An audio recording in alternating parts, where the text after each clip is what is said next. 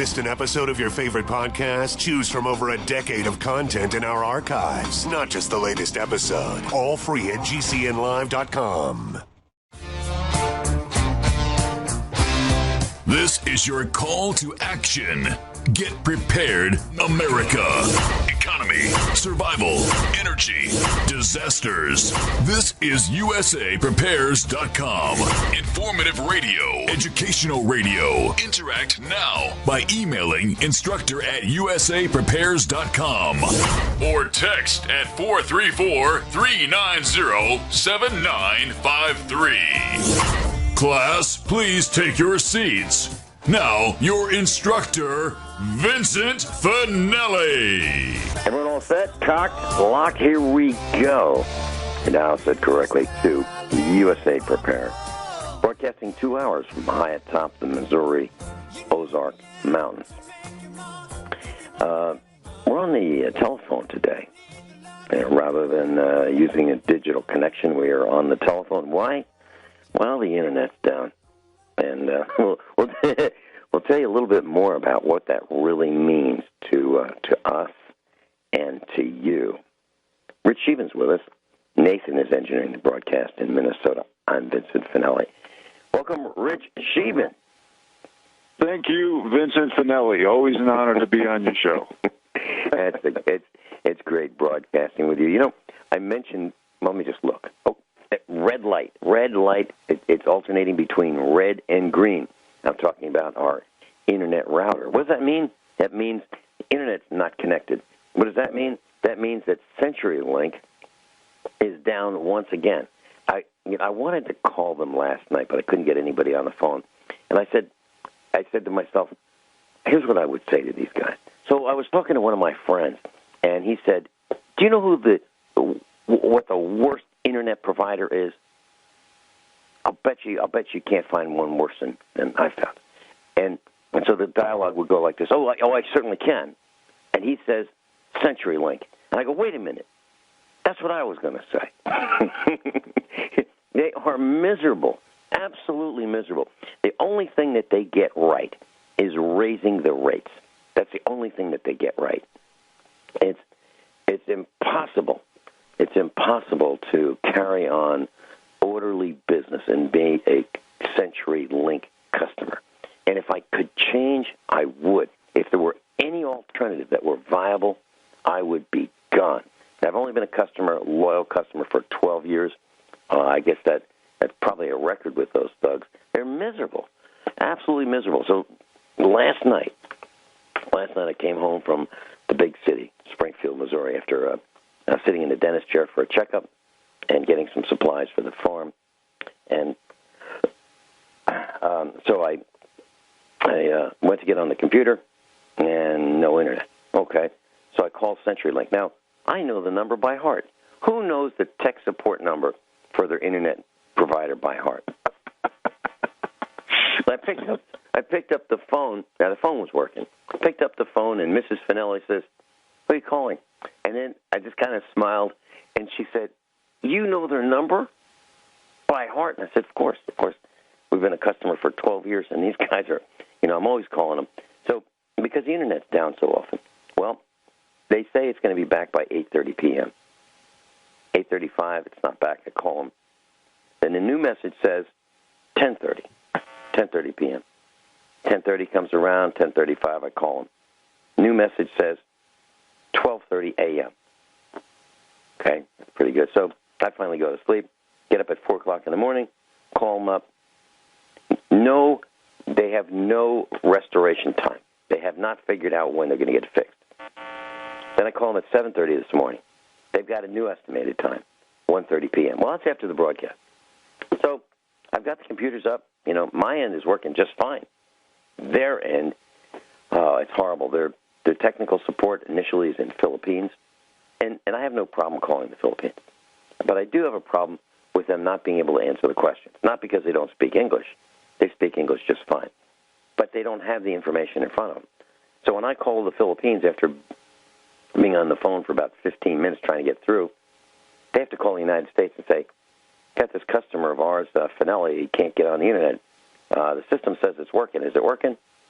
And then well, try this, go out to the point of presence box outside, do this, and then call us back. So then it's another 15 minutes on the phone waiting to talk to somebody to say, you know what? Everything I told you the first time is still true. It still doesn't work. That's what it's like dealing with CenturyLink, the most miserable internet provider, in my opinion, I've ever had the displeasure of working with. And if I could, I would dump them in a heartbeat. So the only thing I could do, if I owned stock in CenturyLink, and I wouldn't because I'd be a losing proposition. If I had stock, I would sell it. And that's what I think that we all should do. Anybody who has CenturyLink stock should sell it. Why? Because we need to send a message to the CEO whose compensation is probably based on the stock price. I can't say that for sure, but it's my opinion that his compensation or her compensation is somewhat dependent on the stock price. And if we get it to collapse, then maybe they pay attention and say, well, you know what? Instead of worrying about the stock price, we got to worry about our customers. I want to tell you this, Rich Scheben and class. Back in the 1980s, I was tasked with a really neat challenge. I was in the banking environment, and I worked at a magnificent headquarters campus. I mean, it was like a golf course, literally, with a magnificent set of buildings on it. It was in the suburbs. It was as nice as could possibly be nice. My desk was outside the president's office, and it was cherry. The credenza was cherry. Really, cherry wood. Not that I was special. All the guys and gals that had, all the analysts outside the president's office had the same equipment that I had. It was first class. It was really, really nice. Well, we built a new building downtown, and that's where our army of telephone people would be, talking to customers. Thousands and thousands of customers, credit card customers. And my job at the time, I was a manager of data communications. My job was to link our IBM mainframes with the two buildings and our credit bureaus and so forth. And typically what was done back then was point-to-point communication. This is the mid-80s. Telephone lines, that kind of thing, modems. And I decided there's a better way of doing it. I wanted to use a new technology called a T1 multiplexer. And it used digital communications. And I was able to put 24 channels of communications on one pair of wires.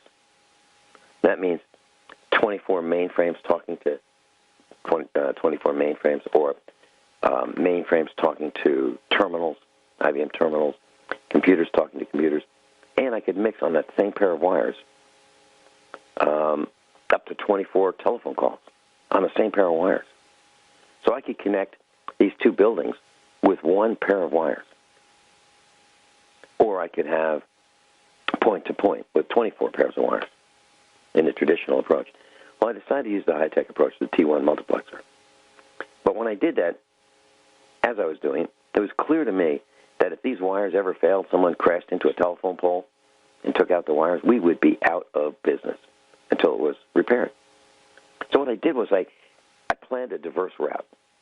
And what that means is I had a direct, shortest path you can get to, point A to point B, and another path around the city, the long way, the scenic route, if you will, as a spare, hot standby, ready to go. And then I put in a switch, a high-speed, I mean really high-speed switch, that would detect if there was an outage on that line. And within nanoseconds, it would switch from the shortest path to the scenic route. And we would not miss a beat. The computers would stay connected, the calls would stay connected, everything would work seamlessly. And that's what I did. And that's what I think CenturyTel ought to think about. The reason I'm telling you that story is it was possible in 1985 and in 1984. We built one of the first ones. But the telephone company could use that kind of a strategy and keep the Internet working. And here's another point. The Internet is supposed to be almost fail-proof, right? If one section goes down, it should be self-healing and stay up. Well, it's not. So what does it mean?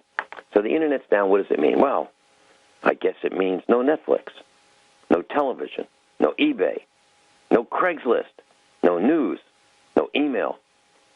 And this wouldn't apply to any of us, or most of us it would not apply to, and that's no Facebook.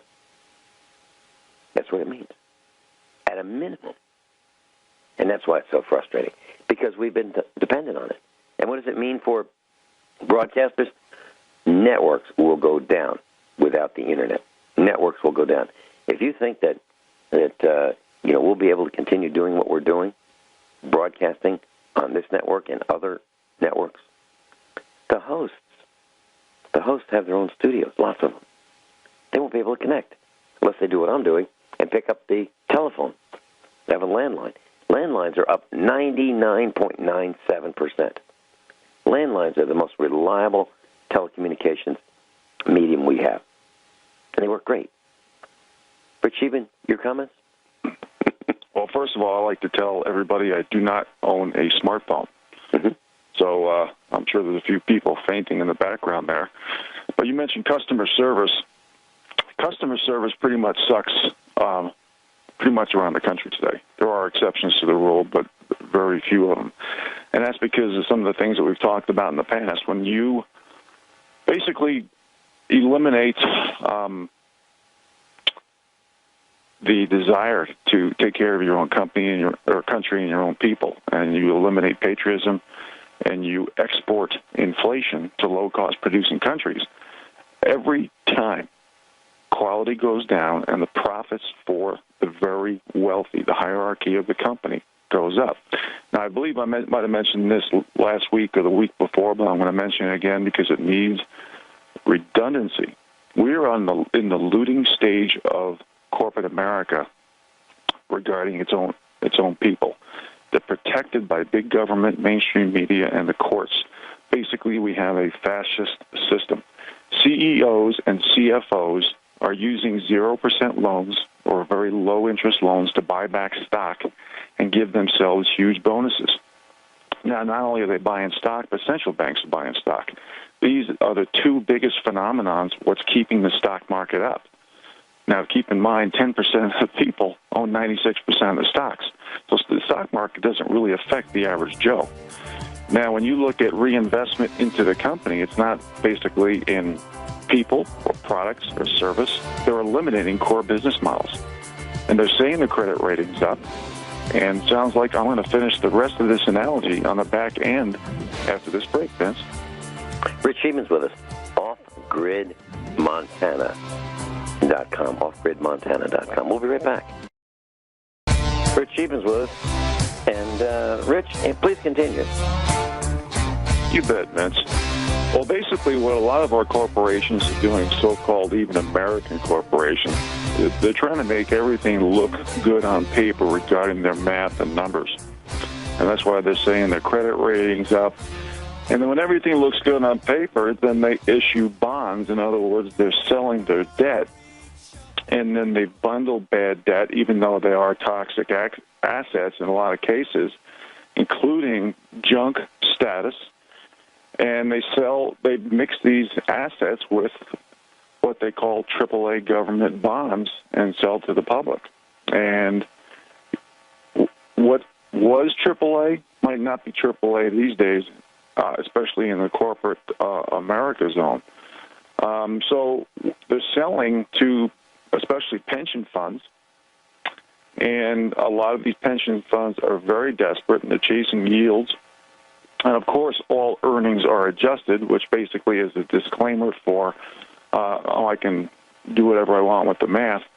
And part of and the reason why we have a fascist system is because the SEC, the Security Exchange Commission, protects all these fraudsters. It's like the FDA and the AMA being owned by Big Pharma. Now, you have a lot of this legislation that comes out, like the Dodd-Frank Act, and it was supposed to stop a lot of this fraud and the credit rating ploys that they're putting forth. But the SEC allows this. It's supposed to protect a lot of these laws are supposed to protect the little guy and the small banks. But instead, a lot of these places are going out of business because the big business, the big corporate oligarchies protected by the fascist system, they have the exceptions. They can dodge. They get the exemptions. They have the lobbying. They can increase regs or decrease regs. A lot of cases, they increase regs so small and medium-sized businesses can't compete with them. So basically, the results are the big guys get all the benefits, all the profits, without having to work hard in the realm of competition and increasing quality. And the results are low wages, low good jobs, low small business growth, and with no chance of expanding the economy. So the so-called recovery that you've been reading about for the last umpteen years is all a fraud. It's basically done through corruption, manipulation, nepotism, and deception. And this is one of the reasons why the little guy has to start thinking outside the box, has to start thinking about self-sufficiency, and getting away from the technocracy the best they can so they don't have to deal with the poor customer service, and they don't have to deal with the fraudsters stealing our data and doing everything that they're doing. We're losing so much ground. 78% of Americans live paycheck to paycheck. That should be unacceptable. And that's why the little people, the bottom 93%, need to come together and not allow the powers that be to distract, dumb down, and divide us by race, gender, sex, religion, ideology, generation. It goes on and on. I mean, their template is nothing but, that's why half of the questions are about gender baiting or race baiting or sex baiting. You know, the powers, the mainstream media especially, their job is to manufacture perception, pity, guilt, and ideology, sway public opinion, control the narrative, means, themes, talking points, and microphone. This is why we've turned into the divided groups of America from the United States of America. And we need to create public forums like this show and like talk radio in general, but we need to create public forums. I would love to see ideas and solutions conferences in every county in America. So let's say there's 3,100 counties or somewhere in that vicinity. Can you imagine the progress we would make and literally take a lot of those followers and make them thinkers again so they can control their own destiny? Wouldn't that be a great idea, Vince? Absolutely. Absolutely. And talking about profits, I'm so frustrated. I'm looking at this pen. It's a ballpoint pen, and it says Citizens Bank on it. And someone must have left it at the house. Anyway, I'm using the pen right now, and I decided to open this thing up to see how big the ink reservoir in this pen is. These Chinese have thinned out the ink tube so small, so thin, that if they made it any thinner, it would collapse under use, right? It holds so little ink that we are throwing these pens away, filling our landfills with these junky pens. They could add 5 times more ink, and it'd be so much nicer. No, that's not what they've done. They've inflated. They've inflated the pens, so they don't even hold much ink anymore. We'll be right back. Yeah, I think today is the day I rant. You know, so Rich Scheben, I bought these nickel iron batteries and or cells. They're pretty expensive, and they came from China, and they came with these screw-on caps, and they're great for shipping these electrolyte-filled 80-plus pound cells from China in these large crates.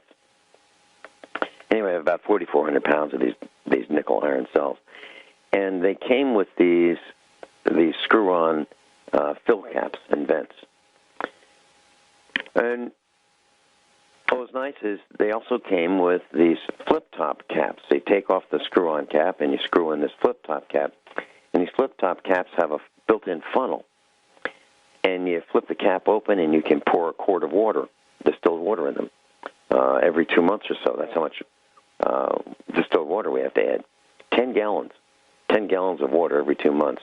1 quart per cell. Yeah, 1 quart per cell, 40 cells. Yeah, it's an enormous amount of distilled water. Anyway, so it's got these flip-top caps, 40 of them, and I complained that hey, the flip tops don't stay shut. They pop open. Now, the only reason that I would be concerned about that is you can't let dust get in these batteries or these cells. It destroys them. So you got to keep the caps closed. You have to be really, really clean around these cells. And the other thing is that when they're open, they bubble so much that the electrolyte can come flying out, which is corrosive, and it's dangerous. And also you lose electrolyte. The water evaporates. So we want these darn things to stay closed. So we contact the Chinese manufacturer, and we say, hey, 6 of these caps don't stay closed. And a day or two later, they respond, oh, that was a gift. That was a gift. We don't warranty gifts. This is the kind of nonsense that you go through today with companies. They allege that they have warranties, and then they renege on them. And can you imagine that? Can you imagine them saying that this is a gift? The part that they ship with the cells is a gift? Unbelievable. Okay? Let's go to Amazon. So I have this array of fluorescent lights. There are 12 shop lights in an array that we use for illumination here at the farm. 12 of them, and each one has 2 fluorescent tubes, 40 watts each. They say 40 and 40 is 80 watts, and then you have the loss of the ballast in the circuit, and so let's say 100 watts per fluorescent fixture. 12 of them. 12 times 100 watts is 1,200 watts. That's nice when you're on the grid, if you can afford that much electricity. However, I need to shed watts. So I found a solution. I bought 16 light bulbs, regular Edison-based light bulbs, 8 watts apiece, 8.5 actually. And I made an array that will do the job. It won't be as bright as the fluorescence, but it'll work. So 8.5 watts, and I worked out so I can use just 8 of them. So that's 68 watts. So I can come down from 1,200 watts to 68 watts and almost do the same job. In order to do this, I needed to make the job simple, and I went to Home Depot when I was in Springfield yesterday. And I'm looking around for the department that has brackets to easily mount these 2x4s that I have these light fixtures attached to. Well, I'm having trouble finding them. And even more difficult than that was finding somebody to help me find them. And I thought, where'd everybody go? I can't find any employees here. I was really considering going into the men's room and saying, hey, y'all in there? Where are you guys? And then if that didn't work, I was going to go into the break room and say, any of you guys working today? Where's everybody? That's what it's like at Home Depot now. I'm not exaggerating. So they're falling down. And a lot of the people that they hire at these stores have no clue. They don't know what they're doing. Literally. They don't know what they're doing. And at Amazon, the light bulbs arrived. Now these are like, they look like incandescent light bulbs. The regular standard kind that you would screw in, like the 100-watt light bulbs. That's what they look like. There were 16 of them in a package.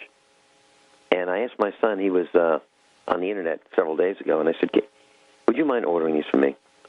And so he ordered them for me. And he decided he was going to buy a book at the same time, a heavy book.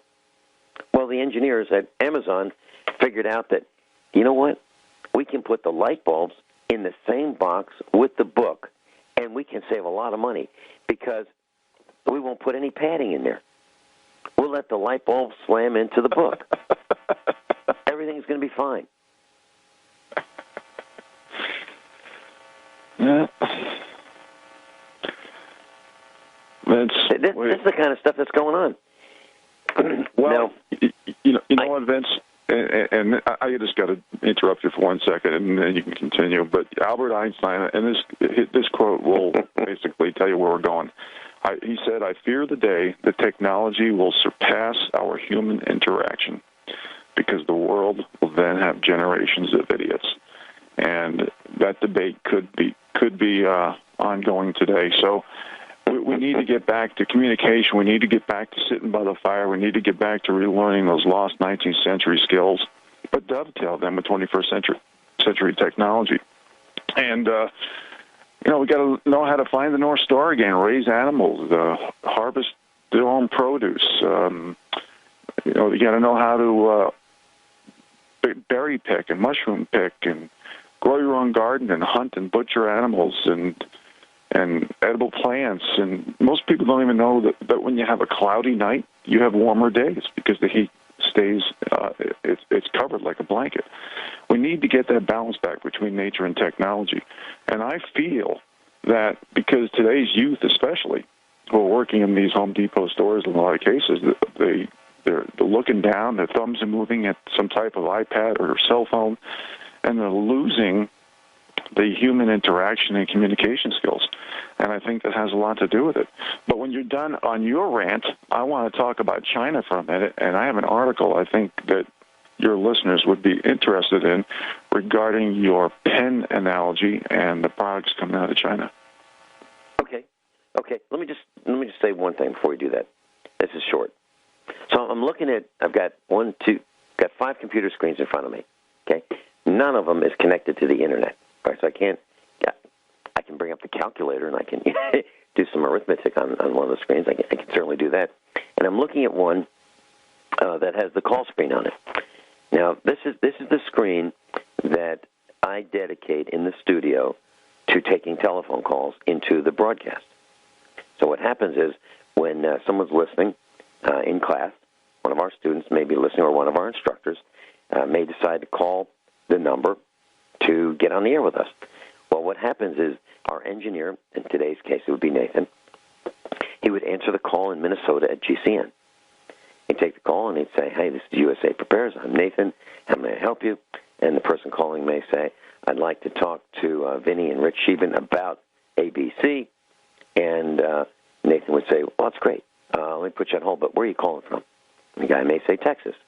So I would see on the call screen the line number, Texas, the person's first name, and he'd like to talk about ABC. Now, why is that? It's not like I filter the calls so that we don't talk about certain subjects. That's not it at all.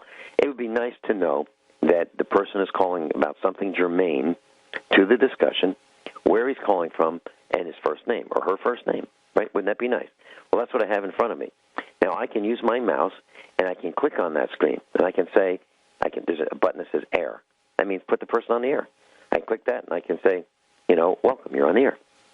Okay? I can say drop. If I want to disconnect the call, I can do that. Or I can put the person on hold. Well, I can't do that because the Internet's down. So how do I take calls today? We can't. Well, not easily. I mean, we could do it the hard way, but it's certainly not as nice as when the Internet's up. And thank you very much, CenturyLink. The Internet's down again. So, when you think about problems that you're going to have, and we talk about the supply chain, this is just a micro example of what it's going to be like. Just a micro example. You want to research a product before you buy it? Lots of luck without the Internet. You want to get that telephone number because you don't have a telephone book? Lots of luck. So what I do, I've got a Rolodex. I've got an antique Rolodex on my desk. Why? People look at that and say, really? Use a Rolodex? You bet. Because when the Internet's down, that Rolodex still works. I don't even have to put batteries in it. It works. Mm-hmm. Back to you. Boy, am I frustrated. Yeah, well, it's going to get a lot worse because first of all, Vince, look out your northwest window. I'm in the process of sending you smoke signals so you can read the article. This title of this article I'm about to paraphrase here. Basically, it says that big data meets big brother as China moves to rate its citizens, and they're using companies like the Google, Alphabet, Facebook, etc., to basically create this spying activity. That's why you've heard all of us in USA Prepares saying that the word spy is analogous to the word smart. So be careful. Anything that you have is smart. They're going to know what you're doing when you're home, etc. So basically what the Chinese are doing, because you can't criticize the government over in China. They say that they're a capitalistic system, but that's why they keep the communist label, despite all the new billionaires that they have, because they want to keep people under their thumb. They want to make you submissive and break your will. And that's how they do this, is by group identity politics, not so much in China, but here especially. And they use the media, Hegelian dialectic, professional wordsmithing. And you can't go 5 minutes in a movie without getting subliminal or overt messaging. So after the break, I'm going to go into some of the details regarding the punishment of what the citizen score will be to people who don't toe the line in China. Vince? Sounds great. I'm looking forward to hearing that. Rich Scheben's with us. OffGridMontana.com. That's Rich Scheben's with us. OffGridMontana.com. Or as Amazon would say it, OffGridMontana.com. Rich, you were talking about China and punishment. Yeah, some of the there's a lot of examples on how they're going to give negative scores to their people who speak up against fascism or the powers that be, or corruption, manipulation, nepotism, deception, doesn't matter. Basically, the futuristic version of Big Brother, along with the state, is going to be out of control with this new social credit system to rate, quote-unquote, trustworthiness from its citizens. Now, think about how this is going to work. Hard work, effort, proven results, qualifications, everything that builds commerce is not going to make any difference. It's going to be based on trust and sincerity. In other words, people who keep their mouth shut and go along with the status quo. Some of the punishments are going to be low ratings. If you get low ratings, you have slower internet speed. They're going to restrict access to restaurants. You're not going to have right to travel. It truly is an Orwellian political twist, as I am paraphrasing from this article. And it's our own Amazon's consumer tracking. See, the thing is, a lot of these big companies, these FANG companies, these AI companies, they know that this design is to steal tens, if not hundreds of millions of jobs from the Western world and the Eastern world regarding robotics, automation, and artificial intelligence. And this technocracy is basically going to create systems like this system to restrict people from doing things based on keeping their mouth shut. And go, if you want to go in, if the powers that be want to stick you in a gas chamber, you better go in there. And that's where we're heading. Because, and this is one of the reasons why the powers that be talk about universal income for everybody on the planet, or at least in America or the Western world, is because for the last 20 years, universal income has been done for the wealthy regarding the inflationary process of inflating the dollar, printing money by pressing a button, just out of thin air. And I've mentioned this on many, many radio shows. It's pretty obvious that depending on what you read, the top 95% of the new printed money, from whether it be quantitative easing or whatever term they use, goes to the top, basically 7%, okay? And that's even disproportional, because the top 1% to 2% gets even more. So we can blame a lot of people, but the big blame goes to demographics, central bank, corrupt monetary policies, Keynesian economics, and group identity politics, which is AKA victim group status, AKA protectionist group status. And people always use the term divide and conquer, but it's more than that, folks. What group identity politics has done, it's lowered the bars of standards and expectations for getting a job and keeping a job so far. So the bar is so low that it has literally destroyed America. You cannot reward mediocrity for generation after generation, for decade after decade without affecting ingenuity, productivity, innovation. It's all gone. And this is why the middle class, or the bottom 93%, is on the chopping block. So when we see articles like this, we have to start speaking up, because if you listen to USA Prepares, you know I give a little lecture on whose fault it is. And you can blame all the people in the world, you know, including the Rothschilds, the Rockefellers, the rhinos, the neocons, but it's us. We're at fault, folks. The silent majority. We need to speak up. We need to wake up. We need to read research and say it like it is, based on truth and objective facts and not subjective emotional opinion. Vincent? Well, I've got a bunch of comments, but I think we're going to have to wait till after the top of the hour news and commercial announcement.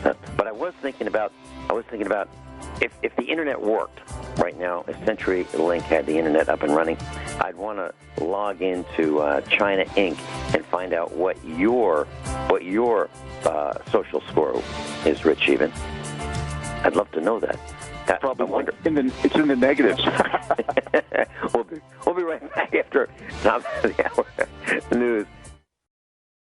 Everyone all set? Cocked, locked. Hour number 2 of the USA Prepares. Rich Scheben's with us, offgridmontana.com. And, you know, class, during the top of the hour break, I was enjoying listening to the commercials.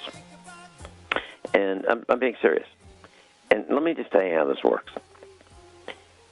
If I decide to create a commercial, a 60-second commercial here in the studio, in my voice, and if I want to put some background music to it or sound effects or whatever, I've got the equipment to do that. Got the microphone and the mixer and so forth. And I could create the commercial, and I could use something called Audacity. It's a free program to edit sound. That's great, and you can download it on from the internet if your internet is working. If you're in our neck of the woods and you're on CenturyLink, you'll have to wait till they decide to fix it. But here's what I'm trying to say. So if I create a commercial, I save it, and I can save it as an MP3. And then what would I do with that? I would email that as an attachment to an email to GCN or Republic Broadcasting or wherever I were sending it. And it would work great. Can't do it. Can't do it with the internet not working. And that's absolutely true. So what I'm trying to do is let you know how many things are dependent upon the internet. How many things? So, Rich, even a couple days ago, I diagnosed a problem with my old Mercedes, my 1996 Mercedes. It had what was called a phantom electrical leak, and the battery was draining. And the battery was good, but within about 6 hours it would be dead. I could charge it up and it'd be dead in 6 hours. While I was charging it, it was discharging. And so I was trying to find this phantom leak of electricity. Finally, after several goes at using an amp meter and tracking down where the leak could possibly be, I diagnosed it down to the alternator. And I realized that the alternator had a bad diode, which was allowing electricity to drain from the battery. So I shopped for an alternator because I found out that it would, by getting on the internet, I found out that if I wanted to buy a diode pack, it would be about $50-something. And if I wanted to replace the brushes in the alternator, it would be about, well, maybe even more than that with the regulator. By the time I was done, if I put the bearings in it, it would cost twice as much as buying a rebuilt alternator. So I contacted AutoZone, negotiated the price. They want $140. They decided to sell it to me for $92, which is kind of nice. And then, but they didn't tell me that I needed a puller, because I needed to use my old pulley. Yeah, I understood that, but I couldn't get it off with the puller I had. So I needed to go back to AutoZone, and they have a loaner tools that you put the deposit on, and when you return the tool, they give you your full deposit back. So it's not like you pay to rent it. It's like a deposit on a loaner. So I called up my friend at AutoZone, and I said, here's what I need. Do you have one? And he said, yeah. Yeah, I said, can you put my name on it, and I'll be in there in about an hour or so. Can you do that? Sure. Okay, so he did that. And he reserved it for me because it's around a 50-mile or 60-mile trip to go to AutoZone and back. And so I get to AutoZone, and my friend, was gone for the day. He left. And so the young guy there, the millennial, was there. And I said, hey, Mark, put this on hold for me. And I had to show this guy what this part was. I had to explain it to him. I had to describe it. I had to show him a picture of it. And he went in the back room, and he came back all flustered and said, I can't find it. I said, oh, no, it's got to be back there. Mark, put it back there. I know he did. So I went to the back room. A few minutes later, comes back. No, it's not back there. I said, it's got to be here. Mark put it on hold for me. And so this guy got tied up with another customer. And so my son and I just walked out. Now, normally I'd be a little more polite than that. Normally I'd say, listen, just never mind. We're going to go across the street to another auto parts store, and we'll rent theirs. But I didn't. I was so frustrated that this millennial got distracted. He forgot all about me, a regular customer there. Forgot all about me, doesn't know what he's doing and can't find it. And the store's in disarray because poor communication. That's what we're facing. We're facing people who don't know what they're doing and who are losing sight of customers and what customers want. So I went to the other auto parts store in that town. Extremely frustrating. So back to your score in the Chinese social score system. I think all of us would have a terrible score, way in the negatives, and it's based on trustworthiness, right? So the more trustworthy you are, the higher positive score you would have. But we would end up with extreme negative scores because we, don't follow the rules too well? Is that it? May I expand on that? Yeah, please. First of all, the word trustworthy is in quotes. Okay, that's the term that the powers that be use in order to keep the people submissive and break their will so they don't speak up. Okay, so they're going to use those politically correct buzzwords, and that's why I use a lot of economic and financial analogies when I give a talk or I'm on the radio show, as you know, Vince. And let me just do it right now. 40% of people can't come up with $500 in America. 50% can't come up with $1,000. 69% have less than $1,000 in the bank. 78% of people live paycheck to paycheck. Okay, 1% of the people own 83% of the stocks. 10% own 96%. Basically, the middle class has melded in with the poor, and that's why I talk about, because of these inequalities, the bottom 93% as the new middle class or poor, okay? We've created an incognito caste system. People are confused. It's not a left-right paradigm. The ideology part is minimal. It's mostly to keep the masses under control. So when you look at these numbers and you say to yourself, gosh, let's look at more politically correct buzzwords, just like the articles using, or Chinese is using the term trustworthy in quotes. Now, the numbers I just shared with you folks, think about all the numbers that the mainstream media, that the court system uses, and big corporate oligarchies and big government, in other words, our fascist system. They use terms like equality, fairness, tolerance, diversity, accountability, prosperity, inclusiveness. Now, does any of those words apply to the outcomes of what's really happening in America? Hell no. Now, you might be able to sell me on inclusiveness because we're all getting poor evenly and equally, but those other politically correct buzzwords, everything's done to distract, dumb down, and divide the American people by groups. And that's why I put this slightly over demographics, central bank corrupt monetary policies, and Keynesian economics. I put this slightly above, even though all four are fairly equal. Group identity politics has been the biggest insult to work ethic, ability, and intelligence of all these people. It degrades every minority. It disrespects every person out there. And this is why we don't have any synergy. When the powers that be says your group can't compete, your work is suboptimal, you're not empowering a nation or a group. You're lowering the bars of standards and expectations. And it makes victim groups or protectionist groups out of pretty much everybody out there, especially if they're not a poor/middle class white male heterosexual with a Christian name. And it just insults our country. It insults America. And this is why they call you these names, like controversial, extreme racist, bigot, sexist, misogynist, homophobe, intolerant, violent hater, conspiracy theorist with an anti in front of every word you can think of, and an ismist and phobia on the back of every word you can think of. We are basically, we've lowered the bars of standards and expectations for getting a job and keeping a job so low. Again, the rewarding of mediocrity has literally destroyed our country. And this is why I think self-sufficiency, whether you live off-grid or whatever you do, just like Vincent was talking about working on his own machinery, because he has farm machinery as well, we all have to do something to live below our means and find the fine line between needs and wants.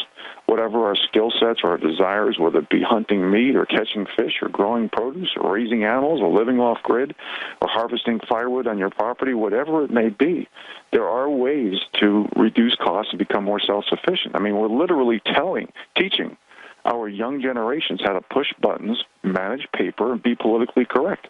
They're not coming out with any skill sets. Even college, 90% of the degrees are worthless. It's mostly social indoctrination. I'm reading articles. You want to hear about trends? I'm reading articles now that in 10 to 15 years, 50% of the colleges are going to be out of business, especially the private smaller colleges, because they don't get the subsidies. See, most wealthy people get that way because they use the opportunity of the state and not serving the customers or people anymore, or free markets. It's basically subsidies and bubbles and manipulation that's making the wealthy super wealthy. This is why they want universal income, because they know the people are waking up to the fact that the super wealthy has been on universal income for the past 20 years. Vincent? So many comments I have about all the things you said, but, you know, you're talking about the colleges and universities, and I've said this before. When the university that I attended and graduated from calls begging for money to help the new students overpay for their tuition and room and board, I always respond the same way. I'm so glad you called. Thanks so much. This is about my refund, right? And that's because so much of what I learned in college was useless. You're absolutely right. Useless. Now, I did learn some facts, and I did learn how to think, and that was the most important thing. But a lot of what I learned was absolutely useless. So it can be done faster. You can do what I've done. I've hooked up a connection between the television screen and the computer to watch YouTube videos in the kitchen as a family when the internet works. We'll be right back. And if you are considered trustworthy by the government of China, that would help you get a higher score. You can get into restaurants. You'll have faster internet and so forth. And if you have a lower score, you would be deemed not trustworthy, which is the exact opposite of our definitions of trustworthiness. So what they mean by trustworthiness, as I'm reading into this, reading between the lines, is to the Chinese government, someone who is trustworthy is trusted not to step out of line. Someone who is trusted not to dissent. Someone who is trusted not to speak out. Is that correct? Absolutely, and some. Mm-hmm. Now, keep in mind, Facebook and the Googles, the Zuckerbergs, they're all in on it, and they go on to the highest bidder because they're even getting CIA contracts. So it truly is the aristocracy versus the serfs, folks, and not a left-right paradigm. But and just to show you how the technocracy works against the people, you mentioned my book, and I'm going to throw a disclaimer out there. I do this every once in a while, folks. Basically, I don't even know what you're going to get if you order my book. Amazon stopped paying me, and I hear on a weekly basis of people who read my book, whether it be the electronic version, and that could be really distorted. But they're deleting 5-star reviews. They're replacing it through incrementalism, chronologically, with poorer reviews and getting rid of my 5-star reviews. They're saying my book is out of stock, and that's part of this technocracy, censorship, surveillance world we live in. They're misspelling my book title, like Vince mentioned earlier, so search engines couldn't pick it up. I got a phone call from Amazon a few years ago saying that the powers that be here, the people like my book a lot, but the powers that be are doing everything to censor it. And I've had books returned to me, deleted chapters, moving sentences, picking up certain words and deleting them. You know, we really are in a 1984 Orwellian nightmare right now. So I just needed to mention that as well. So this is why we have to wake up. We have to read as much as we can. We have to research. We have to communicate, folks, and get that balance back between nature and technology. Pardon the interruption there, Vince, but I just wanted to throw that in. You're absolutely right. And, you know, there's something else that's going on that I really despise. It seems like every time I leave the farm and I get in an auto, my old Mercedes or my old truck, and I head out to the big city of Springfield, and I watch the traffic in front of me. I look to the left, look to the right, look behind me all the time, okay? I'm really paying attention. I'm not on a cell phone. I don't have one. I don't even listen to the radio, okay? So I'm operating my vehicle with my full attention to operating my vehicle. Anyway, so the new phenomenon is I see people in front of me with either a truck and a trailer or a car, and I say to myself, okay, he's got the window now to pull out in front of me. He can pull out in front of me. He can pull out in front of me. Okay, the window is gone. It's now unsafe to pull out. It's unsafe. He's not going to pull out. Nope, he's not going to pull out. And that's when he pulls out in front of me and cuts me off. That's the kind of thing that happens like every single time I go to Springfield without fail. Yesterday, it was a red Audi 2-seater sports car, a TT, and I had a camera in the car. We took a picture of it, and I may even post this guy's license plate and on the internet. And so what do we do with these careless, reckless drivers? I think the only thing we can do is have a website that shows who they are, okay? Well, I'm sure they'll be frosted and threaten me and all that kind of stuff, but facts are facts. And here's the new thing. The new thing that I do before I leave the farm, you know, I walk around the vehicle, make sure the tires are inflated properly, do a visual inspection, make sure no animals are behind or underneath the vehicle when I back up, because I don't want to run over any of our family members because they're asleep under the car or behind the car or truck or something like that. Well, now the new thing is I oil my horn. I want to make sure that darn thing works really, really well. I'm only kidding about the oil, but what I'm saying is when somebody pulls out and cuts me off like they did yesterday, 10 seconds on the horn. I don't mean 1, 2, 3. I mean 1, 2, 3, 4, 5, 6, 7, 8, 9, 10 seconds. Rich Scheben with us today. So, Rich, let me tell you a little bit about my concern about America. I mean, I have many, many concerns. But just one small concern is our failing infrastructure. And one of the things I'm talking about, well, I'll just talk about telephone lines. In the Commonwealth of Virginia, if you are going to dig a hole, they require you by law to call an 800 number, and it's 1-800-MISS-UTILITY, M-I-S-S, utility. Now, when I lived in the Commonwealth of Virginia, I thought, what a nice name, Miss Utility. You know, I'm thinking of a young lady and, you know, the sweet person on the end of the phone helping me so that if I'm going to drill some holes, put some fencing in, you know, I'm not going to cause problems for my neighbors. Miss Utility. No, that's not what it is.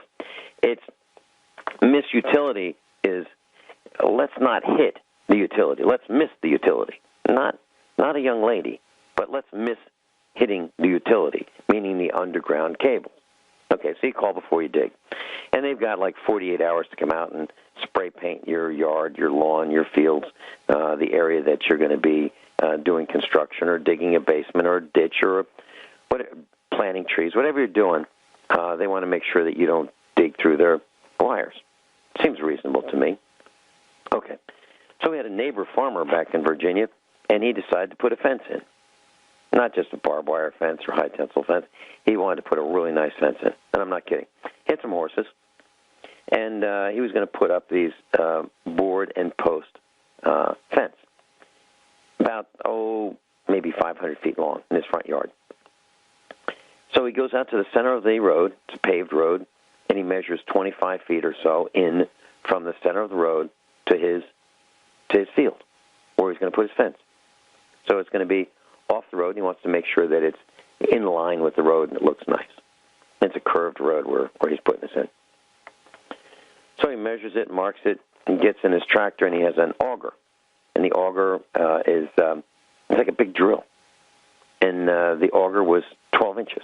So he's drilling 12-inch holes into the ground, and it was clay, so it wasn't rocky. It was easy to do. And he's got all these areas where the posts are going to be, the fence posts, every 10 feet. So he drills the holes, and then our phone doesn't work, as well as everybody else's. So we finally get to see the telephone repair truck out there, and the guy's furious. The guy who's fixing the telephone lines is absolutely furious. Why? Because he's on his stomach reaching down 3 feet, 2.5 feet, where these wires are buried, and he's splicing them together. Now, this neighbor of ours drilled 500 feet of holes every 10 feet. 500 feet long, 10 feet apart. A lot of holes. And in these holes, he hit the phone line a bunch of times. So what do? The phone guy takes these splices, strips the wire, and splices them. Now, each hole is going to require 2 splices and a 12 or so inch piece of cable to connect where the hole was drilled through the wire. Okay, so now we're splicing all of these telephone lines, 2 connections per telephone line, and each side of the hole had to be connected twice, separately. So that's 4 splices per hole per telephone line. So this guy spends the whole day on his stomach putting together the telephone wires. Then the holes get filled in with some dirt, and then the new holes are drilled for the fence posts. Now, what I'm saying is that's a patch. That's not a permanent fix. However, now it's underground, and no one's thinking about it. And then the telephone lines get flaky, and then DSL for the Internet gets flaky, and we have problems forever until a new cable is installed. That's in Virginia. Now, in Missouri, on our farm, we have a creek that runs through the farm and then goes across the road. Well, the telephone company that originally installed the telephone lines was putting it underground, which is great. But they go through the creek. They put the telephone line through the creek, which is okay, except this creek that we have has rocks in it. When I say rocks, I mean the entire bottom is nothing but rocks, literally. And some of these rocks are 4,000 or 5,000 pounds. They're huge. They're like the size of half of a truck. And that's what's in the bottom of this creek. So the creek is wet most of the year. The rocks shift a little bit over time, heaving and thawing during the winter, and the cable gets compromised. The Internet gets flaky. So what does the telephone company do? Well, it's easy. They get a guy with a reel of cable, and he patches into the telephone line, and he strings the cable in the trees over the creek. And how long does it stay there? Years. Okay? Years. It took him about 4 or 5 years to get a backhoe in there to actually fix it right. I should go out and take a picture of the cable because it's still in the trees. Literally, it's still in the trees. But you can't reach it anymore because the trees grew. Rich, what I'm talking about is the stupidity of the American way. I'm talking about the top management probably said to this guy who's trying to fix the cable, oh, no, don't fix it right. Don't do that. Do you know how much it's going to cost to fix it right and give good service to our customers? You can't do that. Can't you string it through the trees? The guy probably said, "Are you serious? You want me to yeah, string it through the trees." So management tells this guy to string it through the trees, and he does. And then, what telephone company am I talking about? CenturyLink. It's ridiculous. It's absolute. Who in their right mind would do that? When I worked at Sears as a young auto mechanic, day number one, the shop foreman put his arm around me. I said this on the air before. The shop foreman put his arm around me and said, "Vinny, remember this as you go through life. May the job be big or small. Do it right or not at all." And how many times do we find time to do it right the second time or the third time? Can't do it right the first time, don't have time. So we have to do it twice or three or four times. We have time to do it over and over and over, but not time to do it right the first time.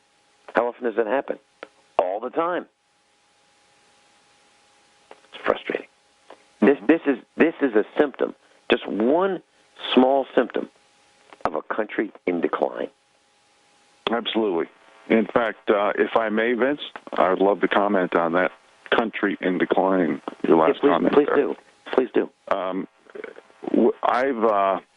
We just got our tax bill here in Montana for property tax not too long ago.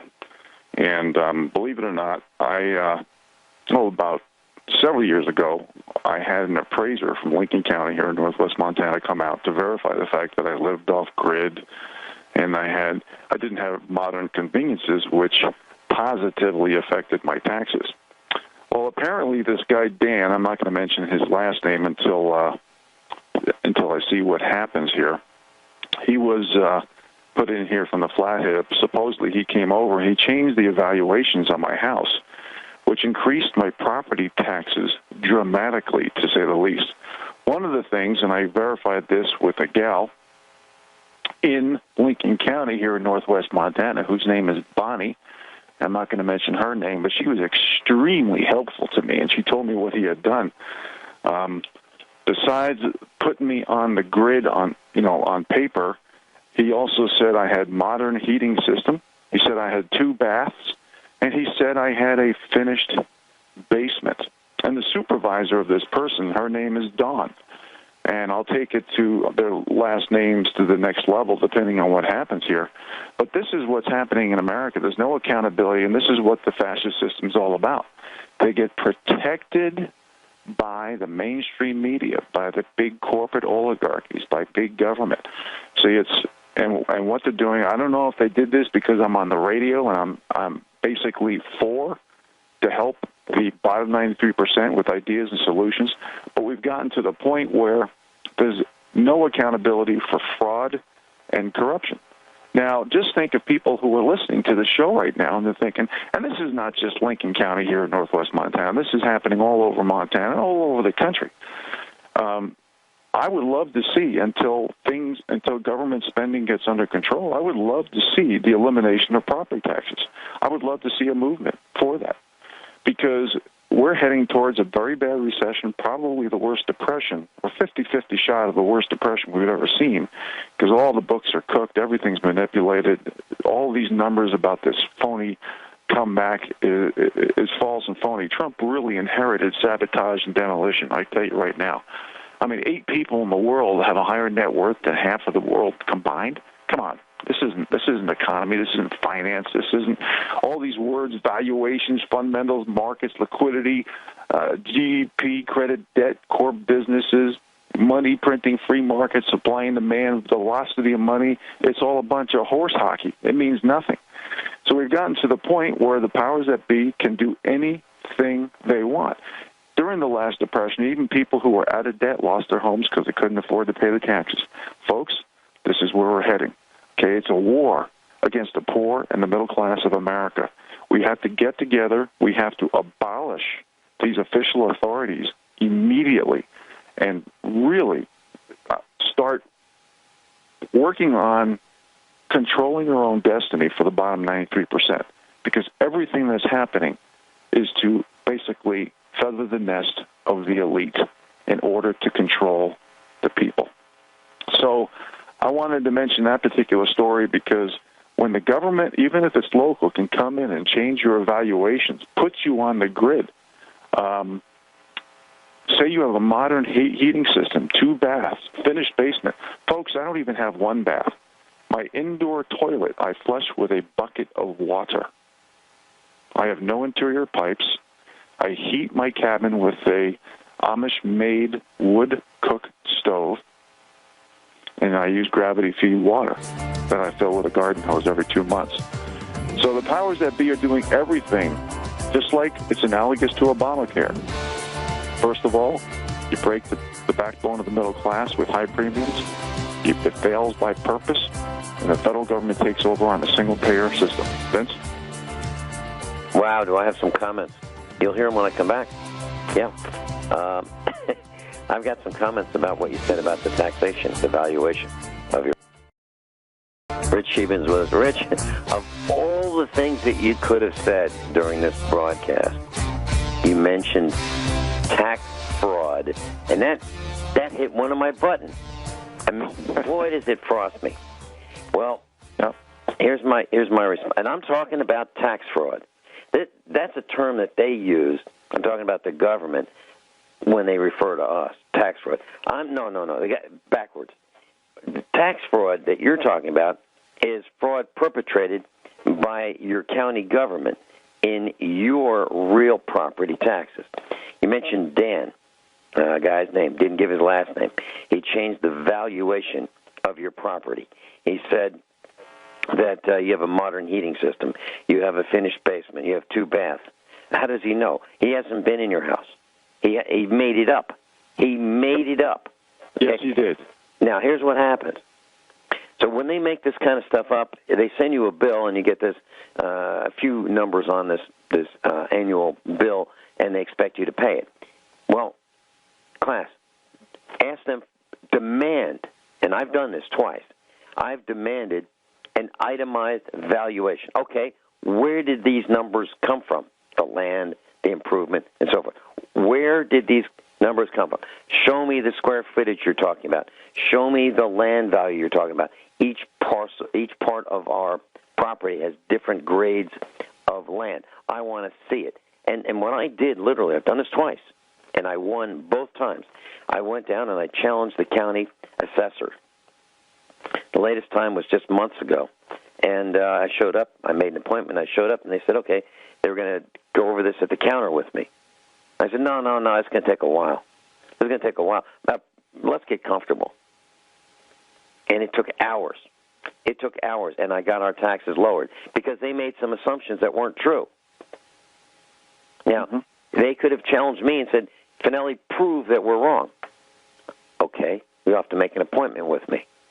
And when it's convenient, I will meet with you, and we'll go over this at the farm. But no, we looked at satellite photos. I challenged it, and I got our taxes lowered. Now, here's the way to do this with your buddy Dan and Bonnie. I think you should send them a link. Call them up and say, hey, I just need your email address. I'm going to send you a link to today's broadcast. Now, I'm on every Tuesday with this guy, Vincent Finelli. And what we're going to do is we're going to talk about what you did, Dan, and we're going to give out your phone number, Dan, and we're going to make sure that everybody gives you the credit that you deserve for the tax fraud that you're perpetrating, Dan. And I think we should keep this in perpetuity, this case, and we'll mention this every week when I'm on the air and see where this goes. Because, as I mentioned earlier, Vince, it's so important that I did have an assessor come out a few years ago and assess the fact that I was off-grid and I didn't have a daylight basement finished and I didn't have 2 baths, et cetera, et cetera. So the fact that they literally went in and changed my database so they could raise my taxes really is fraud. Now think about the consequences here. Think about people who are listening to this broadcast across the country, and they're saying, oh, my God, Montana's crooked. Yeah, it is. Montana's crooked. So is Missouri. So the realtors right now are going to get some negative responses, and so are the landowners, so are the subdividers, so are the developers, so everybody that does commerce in Montana. So the fraud has to stop from the bottom level. Everything has to change from the bottom up, folks, because the top is too corrupt. Okay, so what do we do? Class, Dan needs to be fired. Dan, you need to be fired. I'm not kidding. Well, I don't disagree with you, but I'm trying to give him the benefit of the doubt because he did admit to not to some of those things that he had changed without seeing. He admitted that he needs to go to prison. And Bonnie said he did other things that he's not admitting to. But Bonnie, who works at Lincoln County, does agree. So he needs to be tried by a jury, and he needs to be convicted, and he needs to go to prison for fraud. Rich Scheben, here's what happens. That tax amount, had you not challenged it, would be that increased amount you'd be paying forever. And so would the next owners if you decided to sell. This is fraud. These guys need to go to prison. Yeah. There you go. Rich Scheben, thanks so much for being with us. I really appreciate you sharing with us your wealth of information. Thank you, Vincent. And we're going to get Dan. Class, above all, honesty and integrity. What happens next is up to you.